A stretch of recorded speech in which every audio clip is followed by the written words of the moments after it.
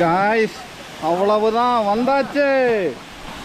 Guys இப்போ தண்ணியில போட போறான், பாத்துக்குங்க. போ போ.